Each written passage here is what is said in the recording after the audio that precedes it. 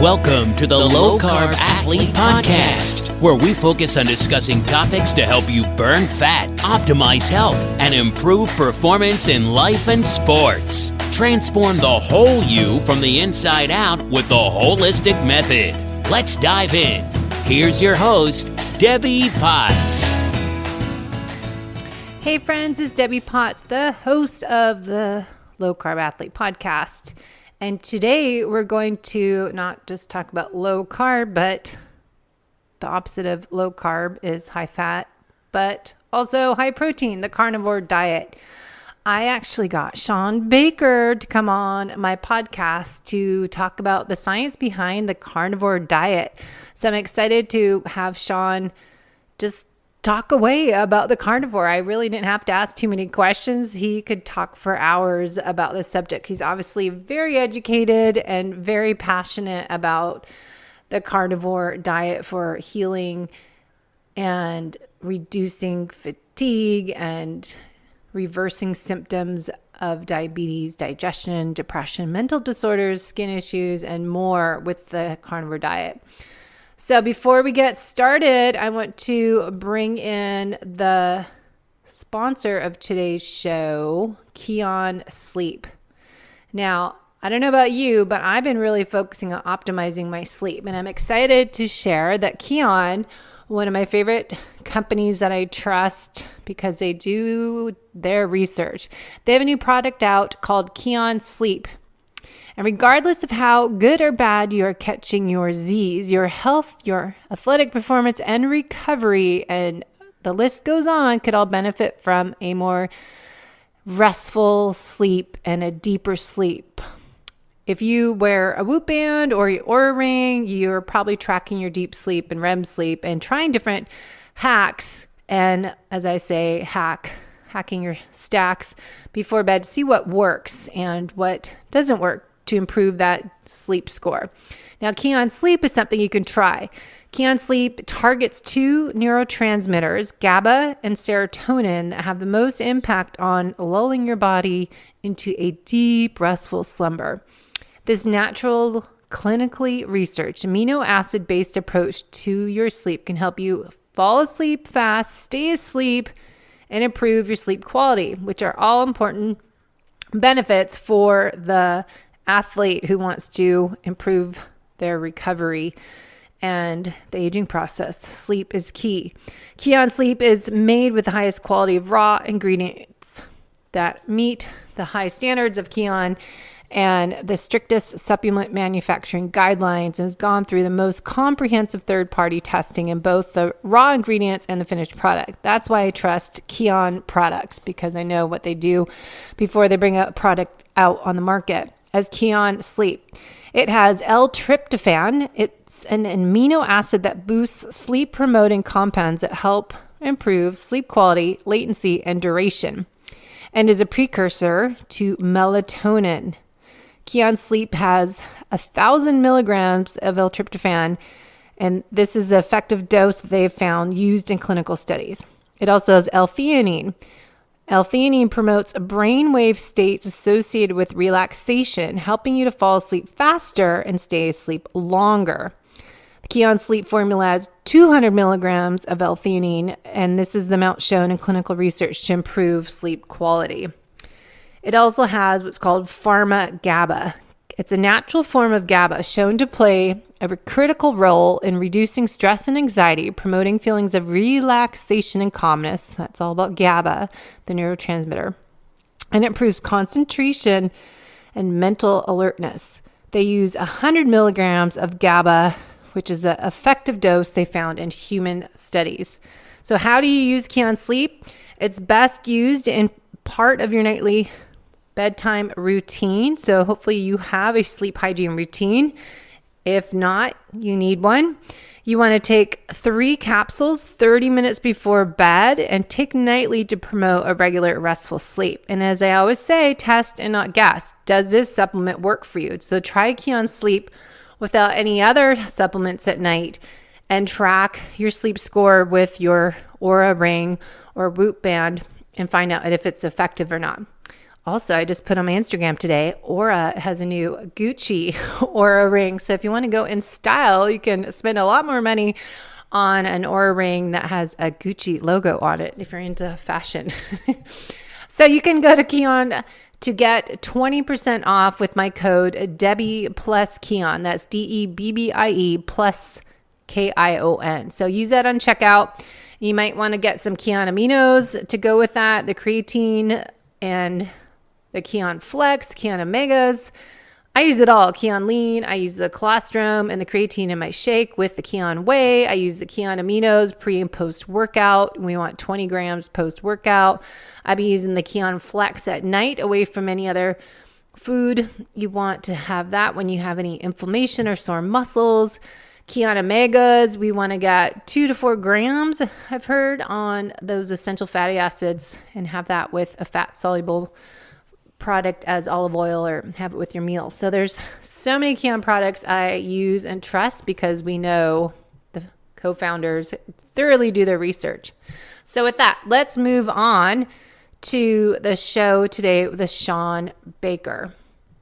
All right, before I bring on Shawn, I do want to share a new client special I have created for you, my fellow driven, ambitious, high-charging athletes. If you're similar to me, you are trying all these different things that you hear about on this show, other podcasts, blogs, social media. And what if you are still struggling to get the desired results when you are trying to do all the so-called right things you read about that other people might have success with? I am helping people assess what you do now. What are you doing now with your nutrition and your lifestyle habits and your exercise program? Go through all of what you are doing and then add in nutritional therapy assessment, a 3-day food log, and symptoms with that and how you're feeling and other lifestyle habits, your sleep hygiene, your stressors. We go through the 8 elements of the holistic method and create action items for you. Let's look at areas of opportunity, what we can course correct, tweak here and there, and figure out what would be the best solution for you to improve your performance in life and sports. Because I want you to figure out N=1 and get a personalized coaching program, because all this information that we talk about on this show and other shows is so individualized. So you want to take this, take that, and then let's personalize it for a program for you. So if you're interested in learning more about this new client special or my accelerator program that adds in functional lab testing and genetic assessment, or if you want to dive deep, I do offer 6-month or longer VIP comprehensive program where we work together, weekly calls and daily text, email support, and go through all the 8 elements of the holistic method together to make you live your best life and get your body and vibrant self back again. So head to debbiepotts.net to learn more about that new client special, and we can set up a discovery call to talk about options. Okay, the carnivore diet. You can look up carnivore.diet. Dr. Shawn Baker, medical doctor. He has a lot of background education. He is amazing and very well known. You've probably heard about him. And I am going to share some of his information about Shawn Baker, Dr. Shawn Baker, in the show notes, because there's so much on here of his education and his successes in life. But let's go through some of the Q&A questions that we might not have time to get to my podcast with Shawn. I just let him roll with it and got into so much information, and I still had a lot more questions. But just to kind of give the foundations to the carnivore diet on their Q&A questions on their website, you can learn more on carnivorediet.com and look up carnivore diet on their tab, and you can get to the Q&A session, how the carnivore diet works, how to start, what to eat, and more. So first of all, what is the carnivore diet? The carnivore diet means getting nutrition from animal source foods and severely limiting or eliminating all plants from the diet. The purpose of this way of eating is for health improvement, fat loss, healing the body and mind, and relief from many chronic diseases.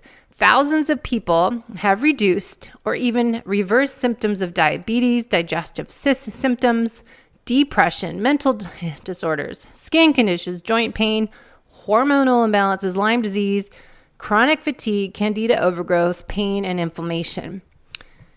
What are the common benefits to switching to a carnivore diet?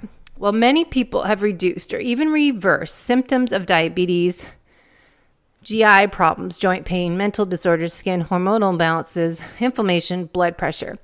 There is also improvements in the body composition, including a fat loss and muscle gain, strength, performance, and endurance. A large number of people have seen resolution of many disease symptoms and the elimination or reduction of their prescription medications.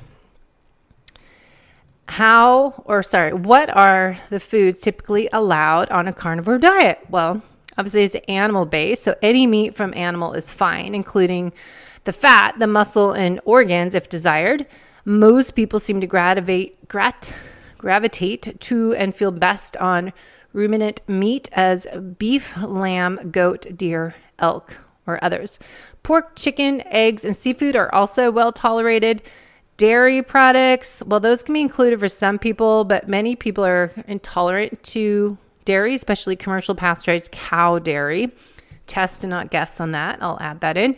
But many people need to limit the amount and the types of dairy. So I will add that I find raw goat or sheep cheese is best tolerated over a pasteurized cow dairy. But I would do food tests if you really want to know. Vibrant Wellness Food Zoomers I do with my clients.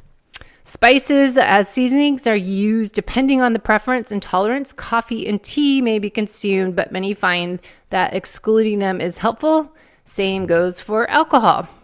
Sustainability is a big word, but this could be a carnivore diet, could be a 30-day reset for you. How can I begin a carnivore diet? Well, they say depending on the previous diet background, some people can just jump in while others can benefit from a transition strategy. They do have certified carnivore coaches to help you in that transition period. What should I do during adaptation period? Make sure that you're eating enough food and getting plenty of rest. You can also add extra salt, electrolytes, or bone broth to replenish those electrolytes. Avoid heavy exercise because it can take a toll on your body during the transition process. As you adapt, you will gain more energy to exercise. The transition can vary person to person, some having a very easy time, whereas others struggle. Common transition issues can include fatigue, headache, general malaise, poor mood, insomnia, increased thirst or urination, change in bowel frequency, constipation, diarrhea, joint or muscle aches and rashes. Their coaches can help you make this transition into carnivore more smoothly. Transition symptoms naturally resolve with a few days, 2 weeks that will help you see improvements in energy, sleep, digestion, inflammation. Another common question, how long till I start seeing results? A few days to a few weeks. After the adaptation period, you will start seeing improvements in energy, sleep, mood, digestion, and much more. And they have some transformation information on their website. Is meat going to give me cancer, heart disease, diabetes, high blood pressure? Common question. Short answer is no. Meat is very unlikely to be the cause of any particular disease. Our extensive research library is at your disposal to further educate yourself on these matters. Unfortunately, the majority of our nutrition science comes from very poorly designed studies that have no possible way of realistically answering those questions. For the heart health, see the Rivero's Heart Resource page. All right. Should I count calories or macros? The big question. You all want to know this, I'm sure. The answer is no. Eat meat when you are hungry and stop eating when you are no longer hungry. The carnivore diet is about eating meat. Choose the meat that you enjoy most and don't worry about the ratios. Fat is good for you and most meat is fatty enough. There is no need to cut back on fat or add extra fat. So you can find out more on the carnivore.diet website. And there's a lot more questions on here about how intermittent fasting works, how many meals a day. This is a great question. I will add this in. Eat meat when you're hungry and stop eating when you're no longer hungry. There is no need to fast or count meals, especially at the beginning of the diet. Make sure you are hungry so you can fight the cravings and nourish your body. And then other questions, do you have to be carnivore diet forever? Are plants healthy? Is meat bad for the environment? I'm a foodie. Will I get bored? That's what I always ask. Will I get bored on carnivore? Especially if you have a husband like mine or a spouse that enjoys cooking. You can get bored, I would think, but people say no. But Dr. Shawn Baker has a ton of research on this website. So there's a medical research library on here with tons of science and clinical studies and testimonials here. And grass-fed beef versus grass-finished. That's another big question we talk a lot about. Many people prefer and enjoy grass-fed beef, and there can be environmental benefits, but the majority of people that have successfully improved their health have done so with just plain old supermarket meat without eating organs. Because I don't like organ meat myself. Though I just got some Paleo Valley organ complex in the mail yesterday that I need to try. But I need to use a Sharpie pen and cover up what the ingredients are because it's gross to me. Some select individuals, organ meats, grass-finished beef, may ultimately prove to be better option and worth experimenting if desired. So good info on their website. I'll put that link in my show notes. And, I've been, if you know me, I used to not eat red meat at all. And 2019, I was on the low carb cruise and went to Paleo FX in Austin and then KetoCon in Austin after the cruise. And I finally, for once, had my body want to try red meat. And I've been eating chicken and turkey and seafood most of my life, but something when I was about 10, 12, 13 years old, I blame it on Kentucky Fried Chicken, eating a drumstick with the veins and black things and stringy things, and I just grossed out basically as a young teenager and stopped eating meat and then started to see meat as eating animal. And I would eat certain like chicken, I said, and things that didn't feel to me psychologically that were from an animal. And then like 10 years ago, I started eating bacon and had to think in my head that's not from an animal. It is from a flower petals. So I had to kind of rewire my brain and what I'm actually eating. It is a process, but once I started eating steak in 2019, I could eat it every day. It took me a year, to be honest, to actually properly digest meat. And then once I remember I had at Christmas time that year, roast beef. And that whole year, I wasn't able to digest. I would get sick a lot. And then I think 'cause my body didn't have the proper digestive enzymes and the stomach acid to break down that heavy meat. I could do ground beef, but not the steaks. And I don't eat, still to this day, don't eat the other wild animals that are suggested. So carnivore for me is limited. I do, look like I might do carnivore some days, but I go by how I feel, what I feel like eating.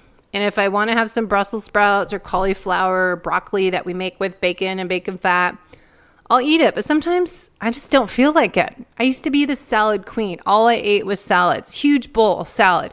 And I was always looked at the healthy person back growing up in my 20s, and I would just be hungry all the time. So eating protein and switching to more higher protein diet the past 3 years, I actually feel more satiated and full, and I don't have my carb cravings to eat more. So for me, I like eating more meat-based, and I tell my clients, prioritize protein.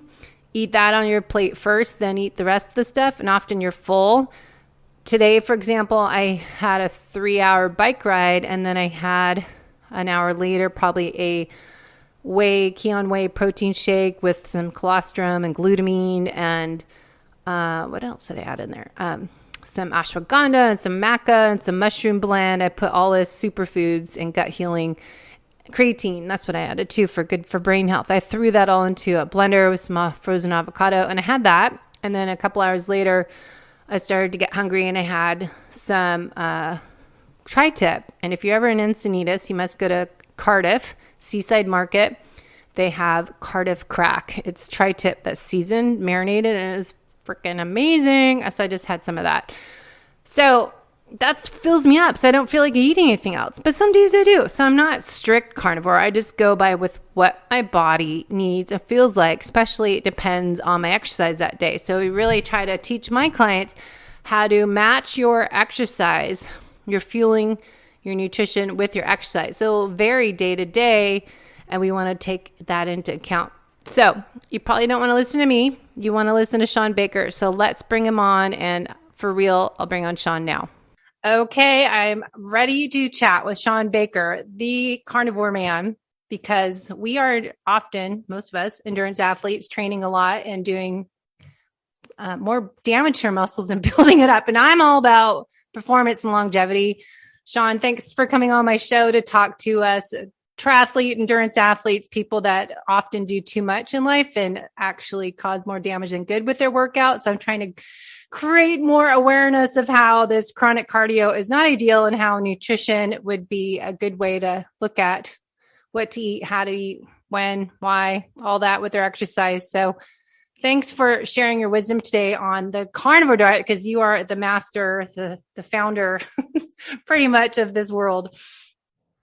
Well, thank you for having me on. Yeah, those are interesting topics. And, I think there's probably some universal things we can talk about that affect just about anybody, whether it's being a better athlete or just being a healthier person. The longevity stuff, I don't know. I mean, no one really knows. I mean, I know there's people that claim that you're going to live longer if you do it this way, but to my knowledge, no one's putting up results yet. I don't see 120-year-olds walking around in good health. I just haven't seen that yet. So I'm kind of a little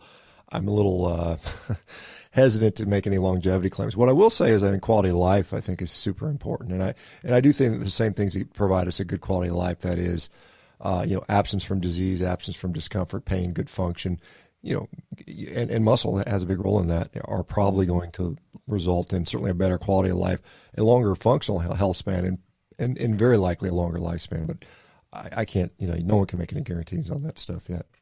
Yeah, I think it's just really important for me to share this information with our listeners. We started 10 years ago talking about, eat more fat to burn fat, and, talking to people that are listening are doing a lot of cardio and long distance running and cycling and triathlons. And as fast forward to today, a lot of people are talking about prioritized protein, as myself, and talking about carnivore, but it's confusing. How do we, define carnivore first, and then we'll get into a great conversation, I think, of how does this work for someone that's exercising and burning fat and some higher intensity exercise if you're burning muscle glycogen up. So why don't you just start with kind of basic overview of your why? Why are you so passionate and, you're so amazing out there speaking and sharing this knowledge? What's your why, your purpose, passion, and mission?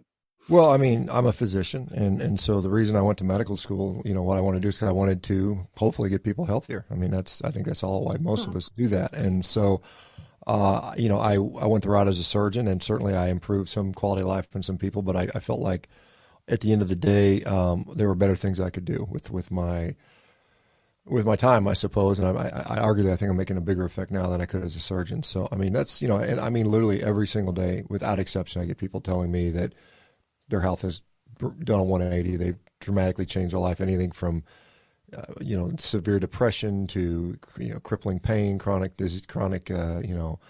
pain, digestive issues, skin issues, on and on and on. So we see that all the time. So that's very motivating to me. I wanted to, because you mentioned how do we define a carnivore diet? I mean, the strict definition is you're just eating animal products. I mean, that's it. Anybody says, can I have honey? Can I have, tea? And I mean, no, the answer is no, you can't. But I mean, that doesn't mean, if you want to meet the strict definition of what a carnivorous diet might be, but that doesn't necessarily mean that's what you should do. And I try to tell people that, because they're asking me, how much can I eat? Can I have some grapes? And I said, I don't know. Maybe you can. It's not a religion. It's very different from like a vegan ideology where it's very dogma and ideologically driven. This is ultimately, let's do what works for people. Let's get them healthy. My view is that animal products are a superior form of nutrition. They are very, very nutrient dense. I know that's kind of an overused term right now, but I think it's appropriate. It is something that humans have eaten since we've been humans. And I don't know, if you believe in an evolutionary model that goes back some roughly 3 million years, and we've been eating meat even before we were humans, when we were still Australopithecines. And so that is part of what we are. That's what we are as a species. We're well designed for it. Meat is so efficiently and wonderfully absorbed and digested by our digestive tract, particularly when we're healthy. Now, when we're not healthy and we've got a messed up gut, sometimes it's a problem. A lot of people can't produce stomach acid anymore because of chronically exposure to the wrong diet or drugs and things like that. I know I'm getting ahead of myself and off topic, but anyway, yes. So let's go ahead. Well, it all ties together. All right. That's why I'm struggling trying to just start with one topic, because it's just leads me down so many rabbit holes. But so who is it best for? You talk about a lot of people healing, and when I hear about gut issues, skin issues, all sorts of things, to switch to a strict meat diet. And then how long is it all the time? I think sustainability is the word that just came to mind. It's like, well, my husband likes to cook. We like real food, but just eating all meat just seems kind of boring all the time. Well, So on its outset, it does seem boring. I'm not bored. That's what I do. But everybody has their own sort of craziness, I suppose. And, if we look at, because we have so many choices these days, you can go to the grocery store and literally there's 10,000 products you can choose from. That wasn't always the case throughout history. Even as far as, maybe a couple hundred years ago, you probably would have dined from, 10 or 15 different products that you had locally. And most days it would be probably the same thing. So this is a new phenomenon, all this variety that we have. And then certainly, depending on where you were geographically, if you lived in the freezing cold area, you're pretty much going to be eating meat most of the time. So I don't think that's unusual given the scope of humanity. But as far as who is it most beneficial for, I think people are really sick. I think people that are really suffering and have problems are probably ones going to stand to make the most gains from this. Now, if you're relatively healthy and you're like, I don't have any issues, maybe I got a couple pounds to lose, there's a lot of ways you can do that. You don't necessarily need to do a carnivore diet to do that. I think it's very effective, and there's some significant advantages to that. And I think, like you said, a lot of people will do this, and I'll flat out tell them, hey, do it for 3 months, do it for 6 months, fix your problems, and then see what you can branch out to. I think that's a very, sustainable, because I don't necessarily believe that fruits and vegetables and even, some of the grains or starches are all inherently bad for every single person. Now, there's a lot of people that messes them up, and probably more than we think or willing to admit. And, I think you need to identify those things. And I think those things are also variable over time. There's some people, I cannot tell you how many people who, had like an egg intolerance, and then they do a diet where they kind of let things recover, and then suddenly they're able to eat them again. And so, I think it varies. I encourage people to experiment. Like I said, I think going carnivore or strict carnivore for a period of time makes a lot of sense for a lot of people.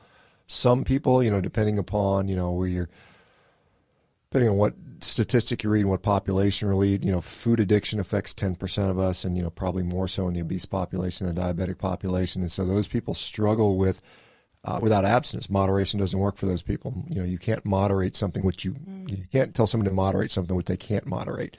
And so you have to say, well, we need to be fairly strict with that, and that changes things a lot for people. So, but uniquely, autoimmune diseases are very, very well, seem to be well addressed by this. Certain gut disorders, Crohn's and IBS, and ulcerative colitis, two of which are autoimmune anyway, but those things seem to work really well. Psoriasis, rheumatoid arthritis, eczema, rosacea, some of the mental health issues, they really seem to help. So those things are, I think, the most powerful nutritional tool we have. Now, there's other things, exercising. We can talk about good exercise versus maybe stuff that's counterproductive, but exercise, sleep, sun, circadian sort of alignment, sun exposure, all those things. I know you're sitting in front of a nice sunny window here. I've got a window behind me that doesn't work for what we're doing with this too, but I'm standing at least. So I was standing, but now I'm sitting. But yeah. I think the lifestyle factors are huge. I always, I call it the holistic method, where I have 8 elements I coach people on to really be fit and healthy from the inside out. But how important it is to work on, how we eat food, chewing your food slowly. And I think, like you're saying, digestion issues is a big part of when people start a carnivore diet, being able to start just sitting, take a few breaths, relax, chew your food, eat slowly, mindfully. But do you still find people have a hard time consuming a lot more of animal-based diet when they start? So many people really struggle to eat enough food on a carnivore diet. Because you're so full and digesting. Yeah, well, I mean, protein tends to be a very satiating macronutrient. It is something that, a lot of people, to tell somebody to go down, sit down and eat a 1-pound steak, a lot of people can't do that. Now, I can do that as a snack. I mean, I've been doing this forever and I've got a pretty big appetite, but most people, not all people, there's people that can overeat and there's people that get fat on a carnivore diet. But that tends to be few and far between. Most people will find that they I wouldn't say effortlessly, but they have a very easy time losing weight with this just because of the satiety factor. Calories have a role. Calories matter. Eating too many calories will make you obese. Not eating enough will make you lose weight, maybe to the point of skinny. And then there's also what kind of weight are you losing? Are we losing lean mass? Are we losing fat? Are we losing a combination of the above? Are we losing mostly fat and a little bit of lean mass, hopefully? I mean, it is a different way of eating. Most people will find that their requirements for meal frequency go down. Most people end up over time about 90% of people I think eat about twice a day on this. That seems to be a common pattern for people. So you have to get used to that. But yeah, there's definitely people that struggle to eat enough. It's probably more so than overeating.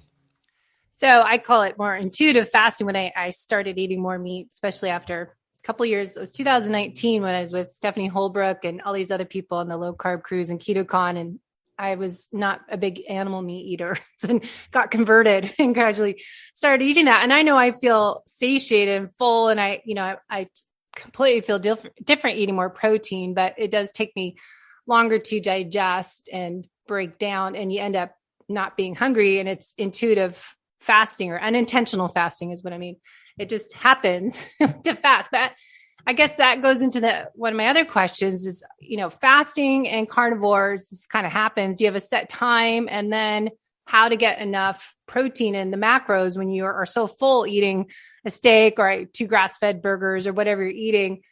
How do you get, what's your suggestions on carnivore macros and fasting? Yeah, well, like I said, I think for most human beings, eating what I would call a species-appropriate diet will lead to a natural, relatively low meal frequency. Right now, we have such an unnatural diet for our species, and so we're eating constantly. Most people eat from the minute they wake up at 7 a.m. till they go to bed at 10 p.m. So they're eating for 15 hours a day, solid straight throughout the day, and that is not, I don't think, what we're designed to do. I think for most people, when you go on a sort of a meat-heavy diet, yes, you kind of intuitively fast. You naturally come into this pattern, and I don't sit there and say, it's not yet 10:30. I can't eat my first meal yet. I'm not doing that. I'm kind of, some of it has to do with my day, what the schedule's like. Some days I can eat earlier than others. I don't really get too concerned about that. But generally, I'll eat twice a day, and usually there'll be a period of between 12 and 18 hours between my dinner and my breakfast. Typically, that's what happens to me. But I think that as far as timing it, some people do better with structure. Like we see about these 8-hour eating windows, 6-hour eating windows, 4-hour eating windows. I think for some people that have a hard time with satiety and maybe they don't really eat, a lot of people eat out of boredom or comfort or stress or whatever, or just for social pressure reasons. For those people, having a schedule can be helpful, particularly people that are struggling with obesity and they're just so used to just fixing the problem with some kind of dopamine-induced hit from some kind of food that's probably not good for you.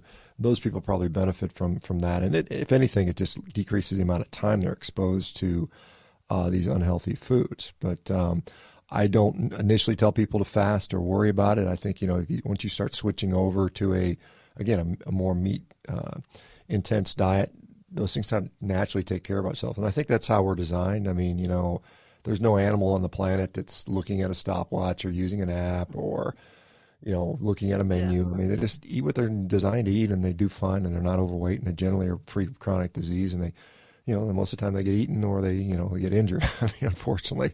And fortunately now with us, we're pretty, as humans, we've kind of taken most of the danger out of our life. Some of us kind of sort of do stupid things to reintroduce that. But I mean, for the most part, we've got it pretty good as a species. So I know people, and I hear our athletes in our group pages say, I got to be in nutritional ketosis. I don't want to, get out of ketosis when I'm exercising or during the day. How does carnivore relate to people wanting to get those ketones? I mean, nutritional ketosis, is it? Yeah, I mean, you certainly can. I mean, you can be in ketosis literally on any diet. It just has to do with meal frequency and exercise and that type of stuff. But some things facilitate that. Obviously, the lower your carbs are, the easier it is to go into ketosis. And so carnivore, you can certainly tailor it to do that. I don't necessarily make that the goal. I don't, like I said, my goal is not to, unless, maybe I'm treating some sort of advanced cancer or epilepsy, then I'm more concerned about, what my ketone levels are. But for the most part, I mean, you keep the goal. If your goal is to be lean or to lose weight or maybe to fix some particular issue, the ketones are maybe have something to do with it, but it's not the overall picture. And so if you sort of hyper focus on ketones, oh my God, I got to start eating a bunch of butter or something like that, then to maintain ketones, you may be just, sort of sabotaging yourself. So I don't get too hung up on that. And the other thing is, particularly with athletes, we know that as you get more efficient at utilizing ketones, and you do, they're not as high. They just chronically run lower because you produce them, but you use them right away. And that's what you want. You want to have an efficient transfer of energy from production to utilization. So if you're sitting around with all this unutilizable energy and you're excreting it in urine, that might be some calories you lose, but it's not very efficient for a functioning person. So you don't want to sit there and have a bunch of energy in your blood. You see what I'm saying? You don't want to no one would say, oh, I want super high blood glucose, right?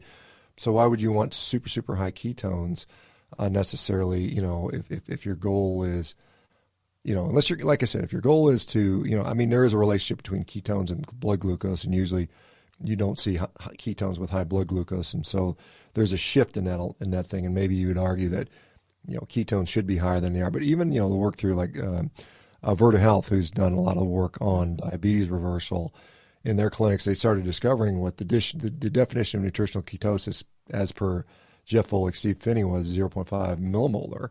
And they started seeing all their patients are now 0.3, 0.4, 0.2. And they said, well, maybe we need to dial that back a little bit, as to what we want to consider helpful. So, and again, depending on who your population is, sounds like it's just athletes.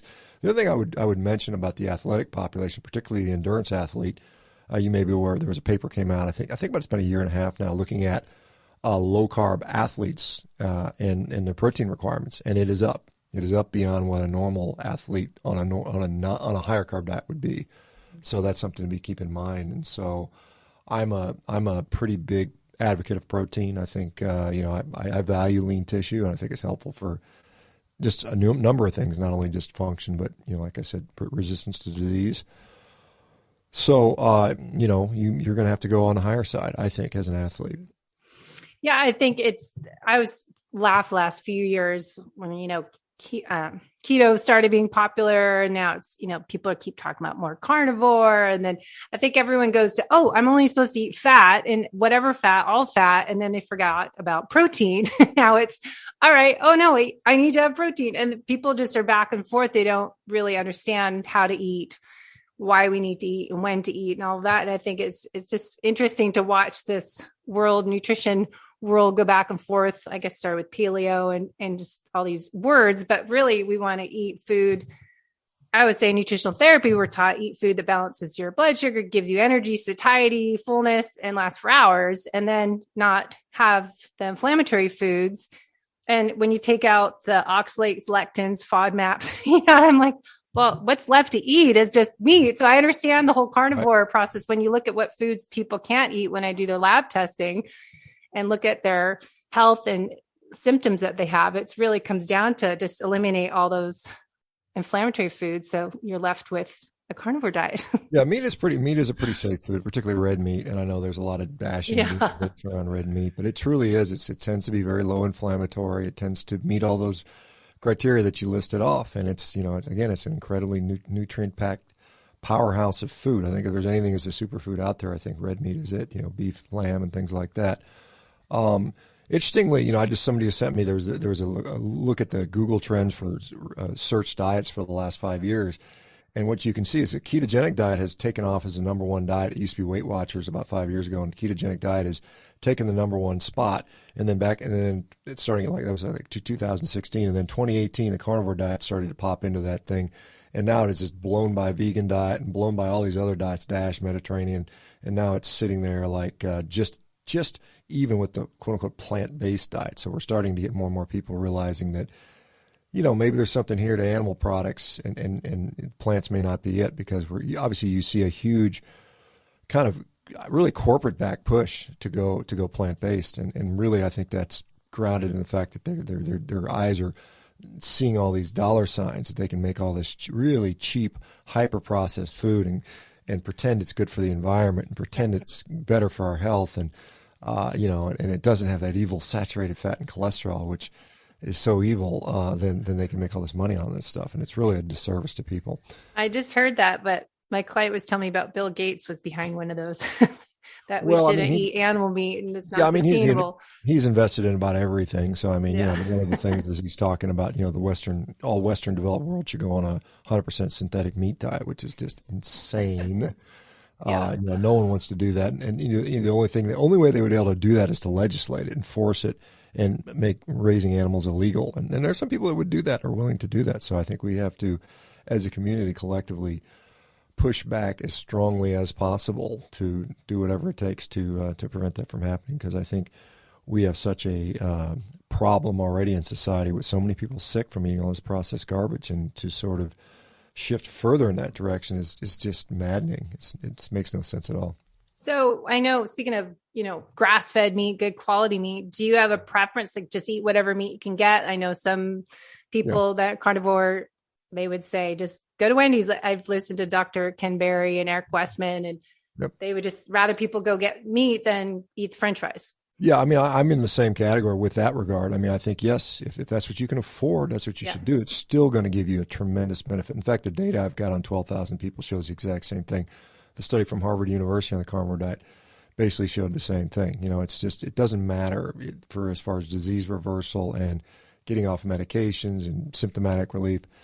Now, I will say there's some caveats to that. I think that, and not just grass-based meat, I think there's an environmental potential bonus when you eat meat that's been raised regeneratively, and that's a subcategory of grass-based. A lot of the grass-based or grass-finished animals are actually, potentially more damaging to the environment the way they're raised, because they just go out there and they chew the grass down to bare dirt, and it ends up with this desertification where they just kind of kill everything. Whereas if they manage it well and they rotate them, on a every other day or daily basis, then that's a big difference. So you need to talk about the differences. So if you want to support something from an environmental standpoint, and some people do, some people, it's like, it's not my business to save the planet, and I don't know that the planet really needs saving anyway, but, I think that the difference from a health outcome is very minimal. It really is. And that's, I wish it wasn't. I wish I could say, yes, grass finished is 10 times better than grain finished, and we should all do that. And, it would marry with sort of the environmental ideology, but the data doesn't so far support that. And I'm not going to sit there and just tell people something that's true, because it would otherwise exclude a lot of people from doing this. And the same thing can be said about people that are saying you must eat all these organ meats and raw organ meats and brains and testicles and penises and, whatever, and buy my supplements, because the stuff that you don't like it. So you don't need to do that either. Honestly, that was my next question. Yeah, again, the data is clear. I'm actually somebody who tracks the data, and I don't really care one way or the other. If you like eating organs, go for it. Have fun. That's great. But again, what I see consistently, and probably what Eric Westman sees and Ken Berry sees, and most people that actually clinically treat these people, is it doesn't really seem to make a difference. As far as fixing people's health. It's really, it's really just comes down to, you can eat hamburgers. You can go to Wendy's and eat hamburgers, and you're going to probably lose weight and probably fix your diabetes and probably improve your mental health. And provided you're not in there eating the Coca-Cola and the buns and the French fries and all that garbage. I like I said, that wouldn't be my main. Some people that's their main diet. I think that's fine for those that want to do that. I think it's better to cook at home anyway. I think there's advantages to that. It's usually cheaper for most people.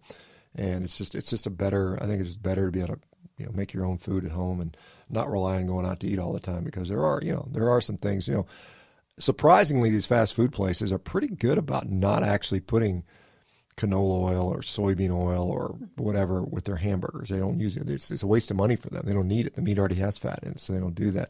But if you go to even a steakhouse, or a lot of these places, they're cooking these things in steaks. They're using the oil they're putting down there might not be something that agrees with you.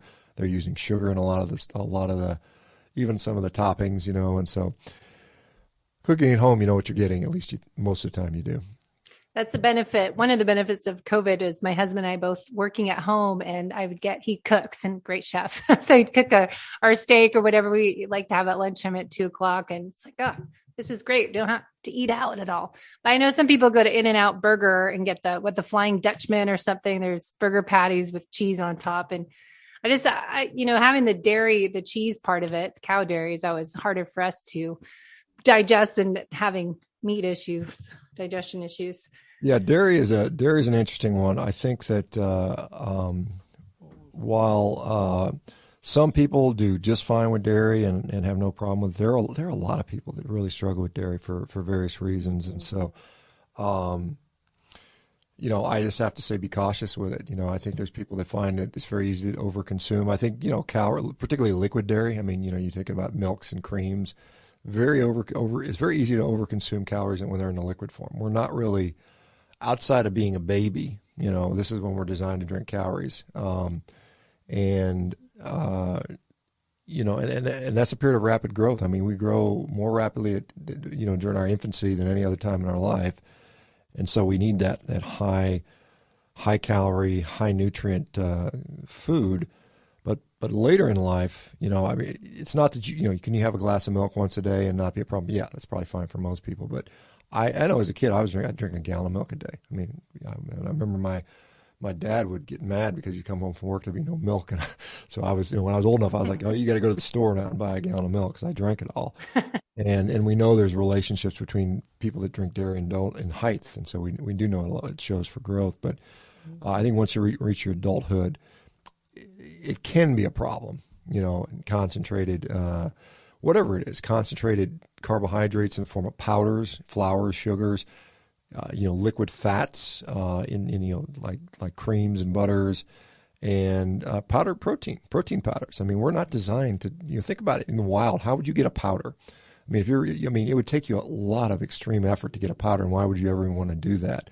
Just eating a whole food. Why would you powderize? Your teeth don't powderize food. I mean, you have to sit there and spend hours and hours to grind food to get a powder. And so what happens is, because our digestive system is not designed for powders, we're designed for whole foods and slow digestion and sitting in the stomach for 3 or 4 hours and breaking it down. When you hijack the system with powder, you kind of bypass the normal, slow, sequential sequence through our incretin hormones like GIP, GLP-1, which are found in different regions of the gut, and they get stimulated sort of simultaneously, and you end up with abnormal glucose, insulin, glucagon responses, and that can lead to problems for people. What about the protein mimicking diet? I know is that what it's called when they do the eggs? The fasted protein. Was it Maria Emmerich always talks about? And they have eggs and everything. It's a protein modified modified fast. Yeah. Yes. So that's a low calorie, very highly concentrated protein diet. It can be with whole foods. It works to lose weight, but it's a short-term thing. People don't want to. You can't do that for a long period of time. So it's for like a quick fix for. I want to drop 10 pounds. Yeah, you can go on a protein-sparing modified fast. You can just fast, and you'll get that. I mean, the nice thing about a protein-sparing modified fast is that and this is the point. You're eating adequate protein. You'll tend to hang on to more lean mass. This is one of the times if you're in a caloric deficit, we know that two things are going to prevent you from losing muscle. One is getting enough protein, and number two is actually resistance training. So if you're going to diet, if you're going to fast, you're going to eat a little bit of calories, eat a lot of protein, and lift weights or do some kind of strength training. You're going to keep as much lean mass as possible that way. So with disease reversal carnivore, how is it actually healing people? Is it because we're taking out the oxalate, the plant lectins, and all of that stuff, or how's meat so healing? Well, I mean, I think there's two things. I think one is you're removing a lot of problematic foods, and I think I don't care who you are, what diet you advocate. I don't think anyone is advocating for processed foods except for every corporation in America, which advertises that stuff, right? But no credible, health advocate is saying you should be eating cookies and candies and Doritos and junk. You get rid of that. That's a huge step. The problem is many people have a really hard time moderating that because you go to a dietitian and they say, well, you can have a little of this and a little of that, and no one can. And I shouldn't say no, but very few people can stick to that consistently over time. So we have that issue. I think those foods are causing damage to our gut in various ways. It's leading to perhaps dysbiosis, which is an abnormal microbial flora. It's leading to probably abnormal permeability. So we normally have a very selective gut membrane for our gut, so we can selectively pick what things we absorb and not. Because you think about it, our gut is really the most active interface we have within our environment. Our skin, although it's we're all covered in skin, but our skin is designed to keep everything out. It's waterproof. I mean, it's it keeps everything out, whereas our gut is very permeable, and so a lot of things get into our body from our gut, and so when it's abnormal, a lot of things get in there that are problematic, and so this is where you start to develop an inflammatory response. You start to develop an autoimmune response. Additionally, and so those things can lead to a whole host of diseases. And then additionally, the nutritional thing. So nutritional deficiencies can show up in various ways.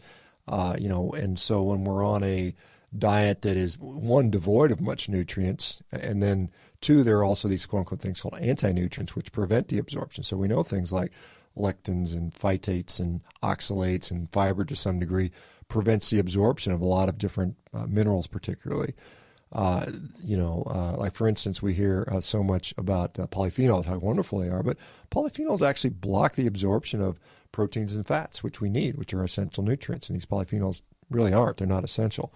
And I know they have, isolated, we can point to where they're beneficial in certain situations, but in the overall picture, maybe they're providing some benefit, but at the same time, they're causing detriment. So is it a net positive or negative? It depends on the person. It depends on the situation, I think.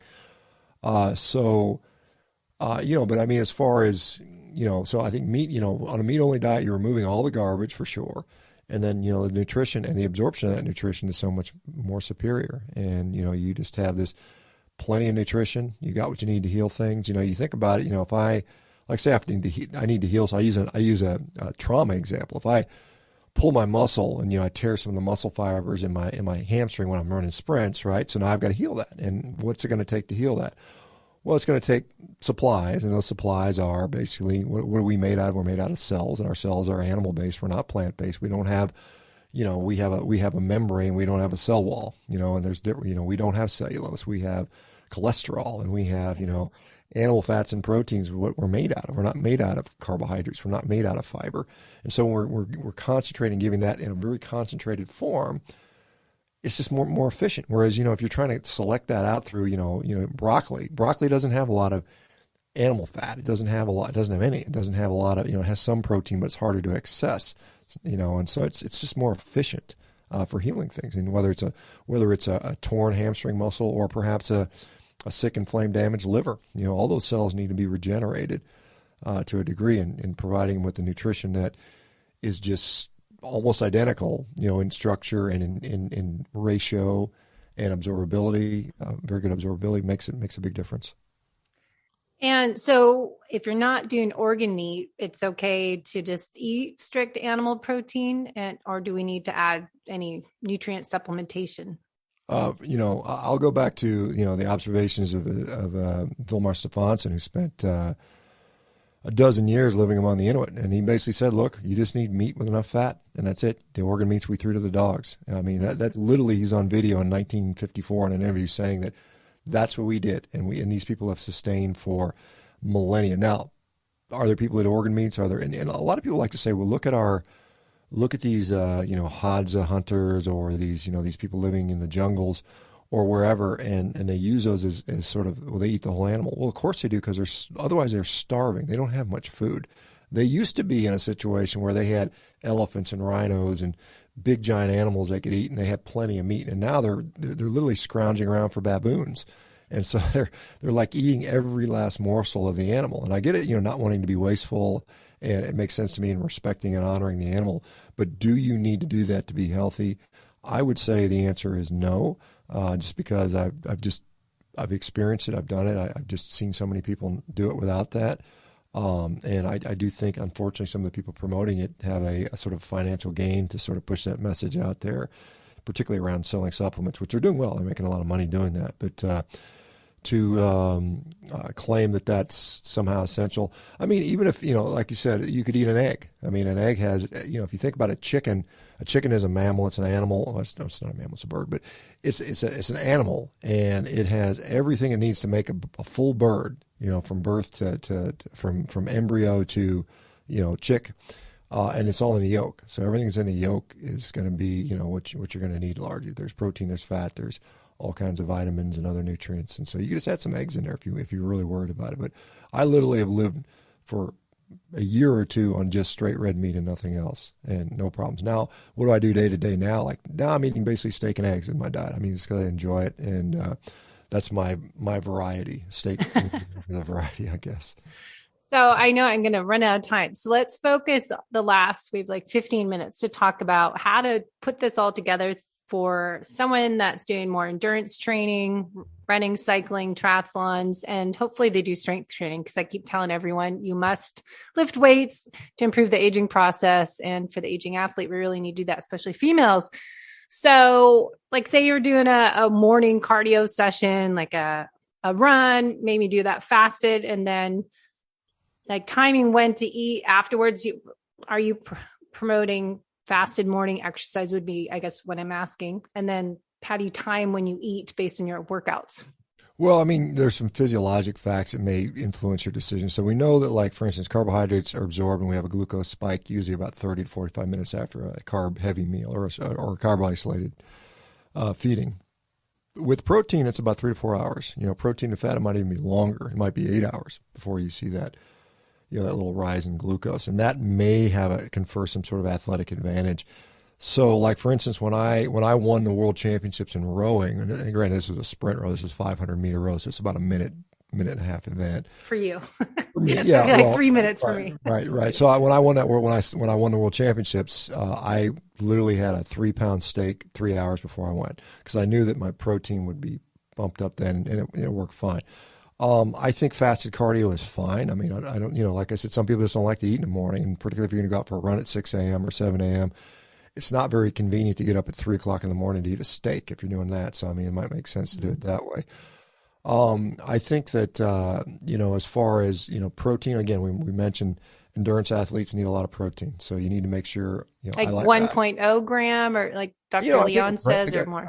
I think a gram per pound is probably where you're going to be. I mean, if you listen to Don Layman, Stu Phillips, and those guys, they'll say 1.2 to 1.6 per kilo, which is about 0.8 per pound, or slightly less than that.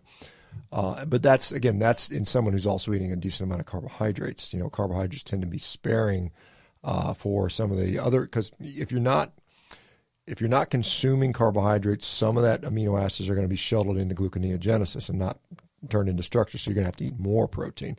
So you're going to be, 1 gram per pound, I think, is a starting point if you're particularly on a strict carnivore diet. And many people find themselves much higher than that. For instance, I'm 245 pounds right now, and I probably routinely eat 300, sometimes 400 grams of protein a day. So I'm well above 1 per. I'm sometimes even as much as 1.5 to almost 2 per day. So the other thing is, the meal timing. Like I said, I mentioned, there might be a slight performance advantage with a big steak and eggs 3 hours before say if you had an event at 9 a.m. And you eat a meal at 6 a.m. or something like that, and a lot of people go to a race and they're, depending, a lot of them, those kick off around 9 typically, by the time you might show up at 8 and get issued all your stuff and, mill around a while, and you line up by the time you're actually performing, it's 9. So maybe a 6 a.m. steak and eggs meal would be good for something like that. I think, making sure, the other thing that's important with a carnivore diet or a low carb diet in general is that you are going to generally not hang on to as much fluid and electrolytes, just to the effect of the lower insulin that you'll be seeing. So, And a lot of people notice that when they eat a bunch of carbs, they just swell up, and they get puffy, some people. And it's because when you have lower insulin, your kidneys do not hang on to as much sodium and therefore water. They kind of follow each other around. And so when you're losing sodium and water, you just need to replace it. And so like for me, for training, like I know if I'm going to do a workout where I anticipate it's going to be longer, I'm going to sweat. Like when I go to jiu-jitsu, I know I'm going to be soaked because I'm fighting for my life and I'm sweating like crazy. And so I take a pretty, like a 50-ounce glass of water, and I throw a little electrolyte replacement pack into that. And that works pretty well to keep me kind of performing well. Hydrated muscles do better, just like warm muscles do better. Hydrated muscles do better. Like 5 grams of sodium a day, or what kind of?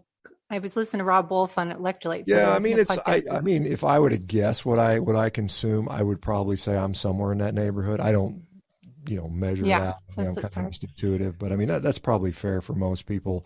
Again, different sizes, different intensity, how much you sweat. If you're in a hot environment versus a cold environment, those things are all going to have an impact on that. So if you're constantly sweating and doing a lot of activity, you're going to probably need more, and if you're not, then you're going to probably need a little bit less. I mean, when we give up processed food, processed foods are so loaded with sodium, and I think the problem when they look at people's diets and they say, well, people eat a lot of sodium have more problems. Well, the problem is not the sodium, it's the processed food that's coming with it, I think. And so it's just a marker for a bad quality diet. And so when you're eating a whole food diet, whether it's carnivore or something similar, you're probably going to have to get your sodium from somewhere else.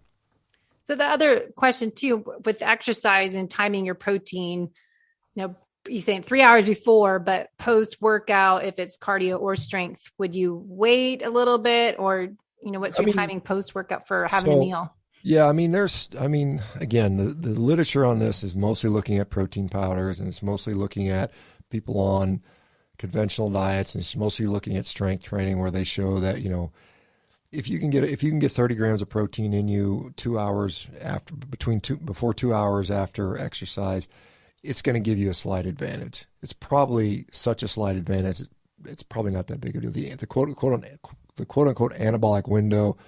People used to think I had to slam down a protein shake plus carbs within 30 minutes, and it turns out that anabolic window is more like 48 hours. So, as long as you're consistently getting a decent amount of protein throughout the day, you're probably going to be, it's probably going to get you 98% of the way there. Now, if you were really like a bodybuilder and we're trying to just maximize every last little bit and squeeze out every little bit, you'd time it, and you'd be eating your protein every 4 hours and that type of stuff. But I think for most people, it's even a lot of competitive athletes, particularly endurance athletes, probably unnecessary. And if it's not convenient for you to, immediately eat within 2 hours of your training, then I wouldn't worry too much about it. So do you suggest like an upper limit of protein that we can break down at once? Like you were saying how you eat so much per day, but for someone you hear like the 20 to 30 grams is all you can absorb and use, right. Or is it up to 40 grams? Right. So again, studies on this are done on protein shakes, and those are absorbed in a very different way than say a steak would be.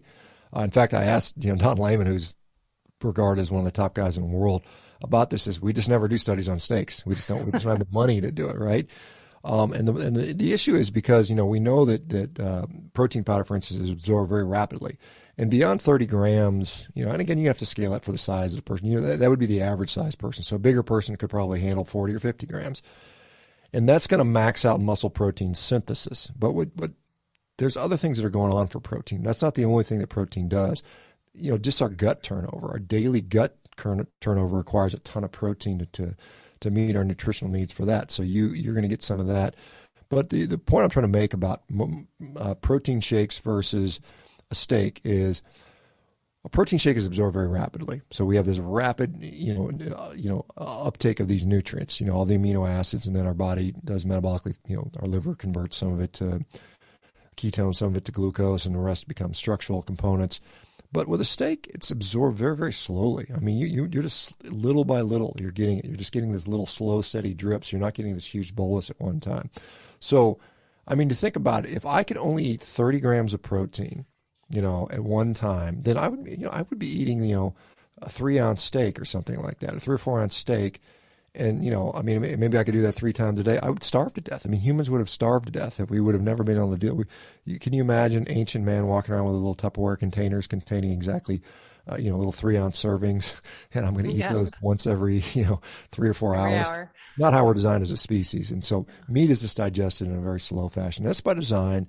And the reason we do that is because we extract everything from it. If we look at like studies with patients with ileostomies where they've lost their colon and they're just defecating into a bag, basically.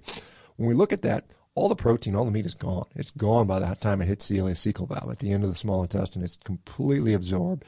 What's not absorbed? Vegetables, fiber. Those people will tell you, without exception, every time I eat a bunch of vegetables, it all ends up in the bag. None of it gets absorbed. So it's just a slow, and protein powder wouldn't come out either. It's absorbed very, very rapidly up in the higher small intestine just because it's already particleized. And so I wouldn't worry about that, 30 grams at one time. I would just worry about overall in a day, am I getting enough? Am I getting that 100 grams or 120 or 150 grams or 200 grams, depending on your size? That would be my bigger concern. Yeah, most people are not. I'm all about people's protein macros and how are you getting it in your window? Because I think people got stuck on this OMAD and doing just this 20-hour fasting window. You are an athlete. You can't just eat all your nutrition in a short one meal or 4-hour window. It's really tough. I mean, for me, I need to take in 4,000 calories a day just to maintain my weight and basic activity level. And for me to do that in one meal, I mean, I can do it and I've done it before, but I don't enjoy it. I mean, I can, after I get through about 2 pounds of meat, I'm like, the next 2 pounds is going to be like, I'm not even enjoying this, so why bother? So it's just easier to do 2 meals for me and probably most people. Yeah.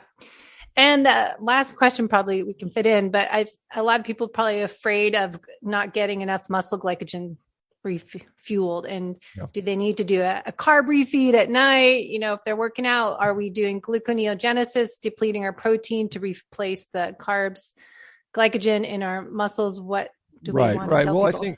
I think that, and there's a lot that we can go into discussion, but the short answer is if you are taking in adequate protein, because there's constant protein turnover and some of that goes into structure, some of it goes into energy.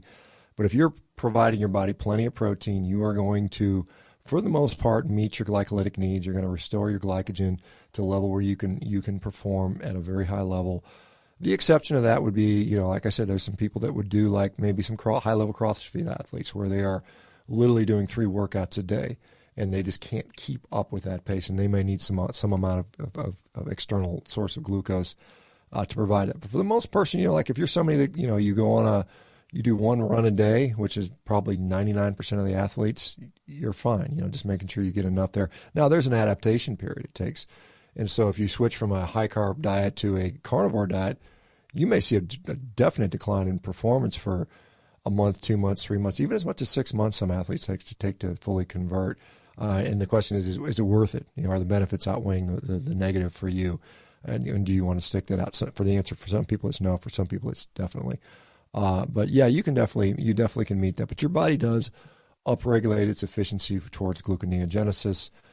You get more effective at burning fat. And so what happens, moderate exercise where previously you might have been using a little glucose to do even moderate exercise. Now you're not. You're just using all fat. And it's not until you get into the higher threshold training that you start to tap into the glycogen. So you're probably utilizing less glycogen than you would have before as well. And so it's not just, maximize my glycogen so I can go really hard using glycogen when you become more and more fat adapted. I know that sort of that little quote unquote fat adapted, you do just get better. I mean, I know, for instance, I've done extremely, extremely hard workouts with a blood glucose of 65, and I'm like, okay, well, and I'm using muscle triglycerides and probably some of the stored glycogen is still in there. But, there's a point where you get so effective at using fat, you only need glucose for that very small amount, or at least a predominant amount of glucose for that small amount. Yeah, interesting. Yeah, I think it depends to your workout. Say, like often I work out some cardio in the morning if it's walk, and yoga some days I bike or I run, but then I swim masters at lunchtime, and then I lift weights in the evening. I don't have kids, so I have just a few different workouts. Some of them are harder than others, but it's just, being able to time your nutrition for someone that's doing a 2-day workout that is leaving enough time to, if I have, say, meat at, 10 in the morning and then I'm swimming at 12 o'clock, doesn't always work. Sometimes I've been, trying to do more bone broth, or if, I like to do the protein shakes lately. The Keon has a great whey, and then I put colostrum in it that Keon has and glutamine and kind of make it a gut drink. I just can't eat a solid steak, but I'll try. Well, I mean, and it's some people, and some people they can't do it. I mean, I know that we've got a lot of, particularly in the females, that have just kind of been so off put by red meat for so many years. It's not considered ladylike for whatever reason, and it's just kind of goofy. But my partner, my girlfriend, who when I met her, she was basically a recovering vegetarian. Was just at that point just starting to introduce some fish back into her diet. And it took me 5 years to get her to eat red meat, and now that's all she wants to eat. I mean, she's literally like savage. I can't get her to eat it medium rare. She's still wanting it too cooked for my for my steak snobbery. But yeah, I mean, it's a transition for sure. It takes a while, and there's no need to rush it. You can certainly just kind of work your way up to it. Good. Well, I know we've taken up a lot of your time, and I have a whole list of other things. I know we can also get tons of information on your website, and you have coaches, and you have a great Q&A page on your website. Where do you want to send everyone to learn more? If they want to do a carnivore diet plan with one of your coaches, how? Yep. So we have a website.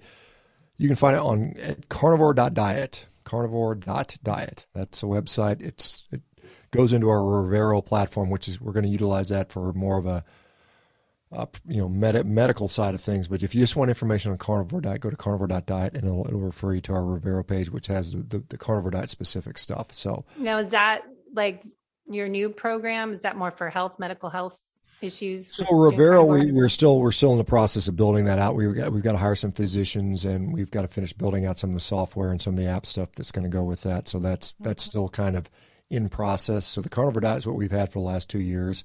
So carnivore.diet basically is what we've been doing for the last couple of years. So that's it's probably the most, it's got the most resources of any carnivore thing you can find. So we have a great community. We have all kinds of support, tons of information, research articles where you can find ranchers to get meat discounts on products, doctors that are low carb, keto, carnivore friendly. All those types of things are great for our people that sign up for our group. So now you're speaking at KetoCon or any conferences this year? I'm at KetoCon in Austin in July, I think is where I'm 6th, 7th, 8th. I'll be there.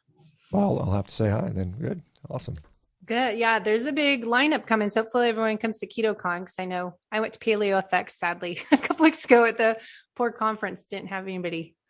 Oh, there I don't know. Maybe they were down a little bit. I know they got burned a couple of years ago with the COVID thing, and there's another racism issue. So a lot of everyone canceled speaking. So there's nobody there. I don't know. I try to just stay out of it. I try to stay out of that stuff and just kind of trying to get people healthy. So interesting. Well, thank you so much for everything you're doing. You're inspiration to all of us, and keep learning and trying to, be healthy from the inside out to improve the aging process. Research, and I think, getting real food in our whole foods in our diet is better than any of the processed foods, as you said. So thank you so much. Yeah, absolutely. Well, thanks for having me. Appreciate it.